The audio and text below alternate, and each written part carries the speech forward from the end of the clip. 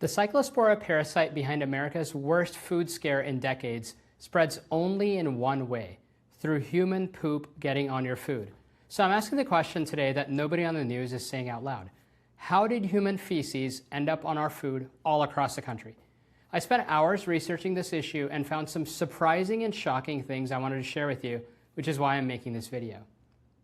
One company that you probably never heard of before all this grows and bags almost 1/3 of all salads in our country under a dozen different name brands that make you think you have competing choices.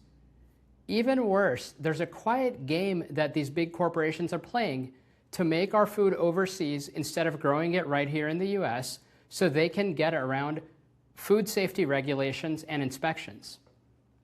If someone you know eats bagged salads, a parent, a spouse, a neighbor, please send them this video. That one share could save them a miserable month of sickness.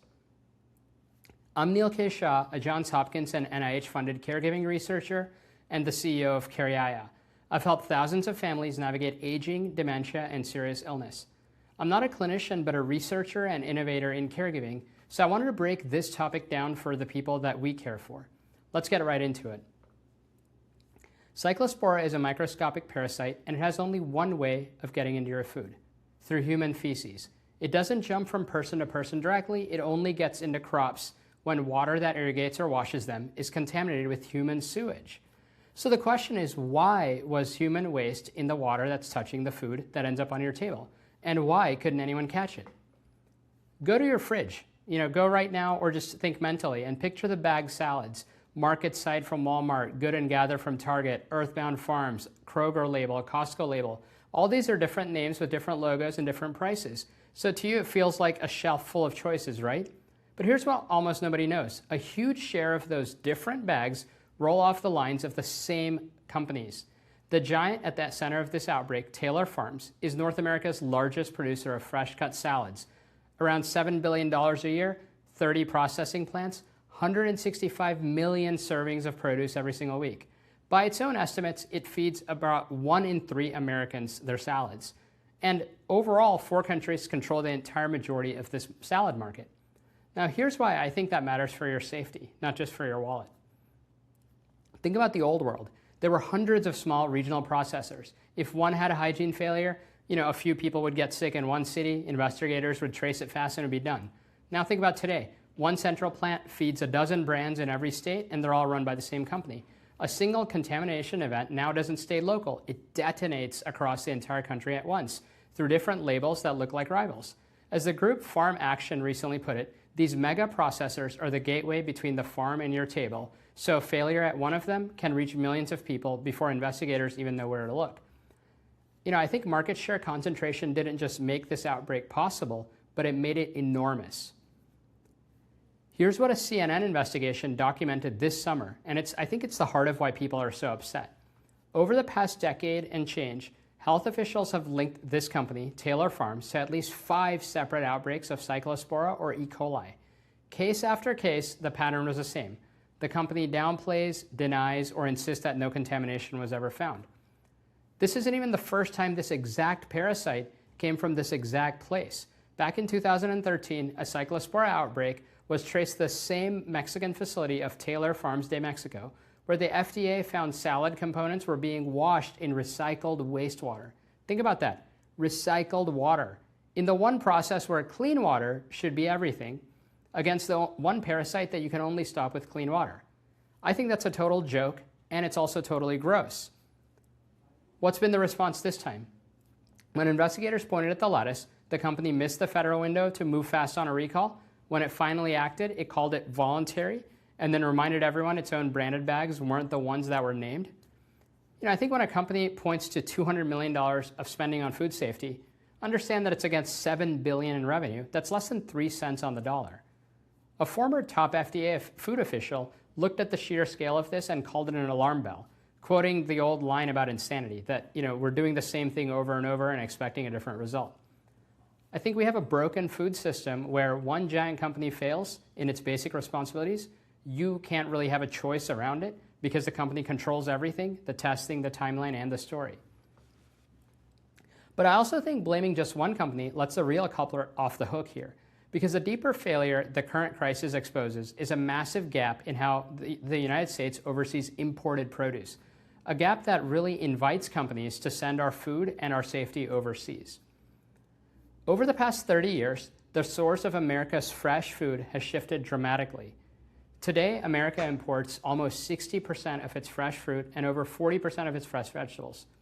In the shoulder and winter seasons, foreign exports, especially coming in from Mexico, fill the produce aisles all across America. And most of us assume that the imported food gets rigorously and mandatorily inspected before it reaches a shelf, or a kitchen or your dining table. Well, that assumption is completely false. Here's a number that'll shock you. What percentage of our imported food gets examined? Here's the answer straight from the Government Accountability Office. The FDA physically examines and samples only 1 to 2% of all imported food shipments arriving at U.S. ports each year. The other 98+% just clears electronically, cleared into your grocery store and your dining table without a single federal inspector opening a crate, looking at a leaf of lettuce, or running one lab test for a pathogen. We've even seen this movie before. Back in 1996, an outbreak of the same Cyclospora parasite was finally traced to imported raspberries after investigators first wrongly blamed California strawberries and just totally wrecked those farmers. 30 years later, imported produce still evades these inspections. So how does the government manage this? In 2011, Congress passed the Food Safety Modernization Act, which created something called the Foreign Supplier Verification Program, FSVP. On paper, it sounds responsible that American importers must verify their foreign suppliers meet basic safety standards. But in practice, it's just corporate self-regulation. The FDA hands the checking to the companies themselves. They review the paperwork, check the boxes, and lean on private third-party audits to confirm that foreign farms are actually following water safety and sanitation rules. Well, unfortunately, I think that so-called honor system has totally failed. Between 2020 and 2025, of 361 official warning letters the FDA sent to food operators, 22% went to produce importers for failing basic requirements of that very program. In 2023, the FDA ran over 11,000 physical inspections of domestic food facilities, but only 1,500 foreign inspections. The agency doesn't even keep a full registry of the foreign farms shipping food to Americans. And in this outbreak, the FDA hadn't inspected that Mexican plant since 2019, over 6 years ago, and has physically examined just 5 of more than 168,000 shipments the company sent across the border, over last year. 5 total. I'm not talking about 5%, just 5 out of 168,000. Economists have a name for exploiting this gap: regulatory arbitrage. In plain English, this means these mega corporations cut costs by sourcing food from cheap foreign countries where things like untreated sewage can seep into irrigation canals, where worker sanitation is loosely enforced, and where the odds of a border inspector ever looking at it is almost zero. That's how human feces ends up in your food. The company just outsources food production abroad to cut costs and skirt regulations. And then inevitably, when an outbreak occurs, the processor issues a recall, the PR team manages a news cycle, the foreign supplier promises an internal review. Meanwhile, tens of thousands of Americans are getting sick for weeks. 2 people just died from it. Restaurants and fast food chains are losing customers like crazy. And worst of all, small American farmers are stuck competing with this foreign outsourced food system and now taking all the losses when demand for all fresh produce collapses because people are scared.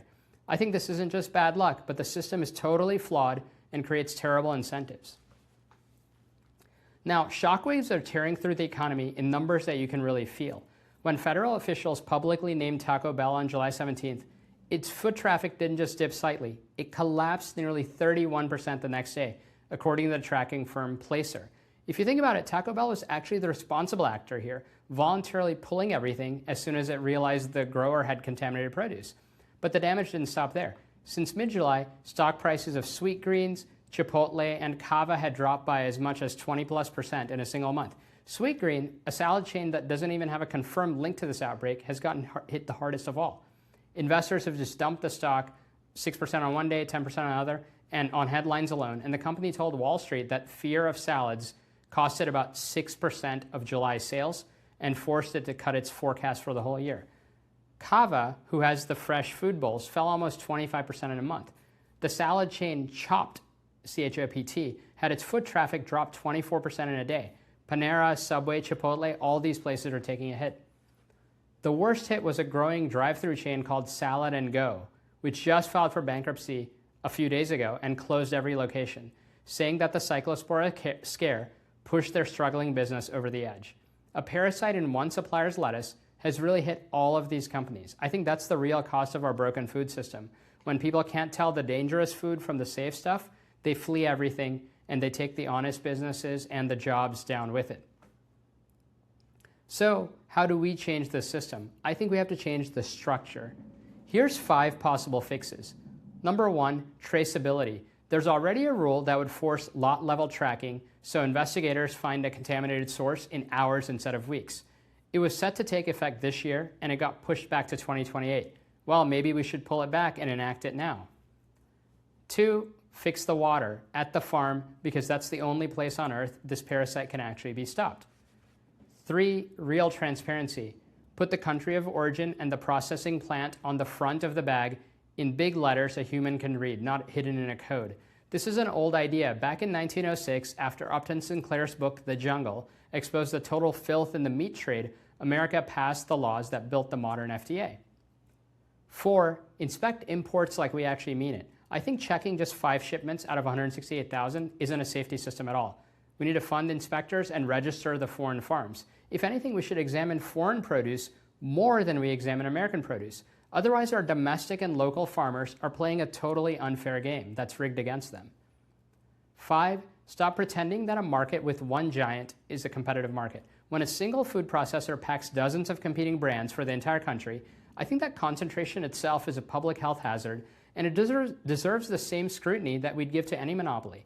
You know, people smarter than me can figure out how to regulate this, but I think we all realize this deserves more scrutiny. Let me leave you with one image. The next time you hold a bag of salad, flip it over and find the little establishment code. You know, a few characters that many people may not even notice. Inside that code is a truth of who really grew and washed your food. I think you shouldn't need to decode that. You shouldn't need a YouTube video to learn that the choice on your shelf might all share the same set of pipes and the same contaminated stream of water, you know, a country away. Here's what you can do this week. Check recalls yourself at fda.gov or cdc.gov. Know the parasites tell, watery diarrhea that keeps relapsing. You know, you feel better and then it comes roaring back, along with fatigue, dehydration, and real weight loss. If that's you or someone that you care for, especially any older adult over the age of 65, do not wait it out. Call your doctor and ask by name to be tested for Cyclospora because it's not on the standard stool panel and it needs a specific antibiotic and treatment to clear. Please share this with one person out there who you know that eats salads. You might really save them a miserable month. I'm Neil K. Shah. Let's take care of each other, and I'll see you soon.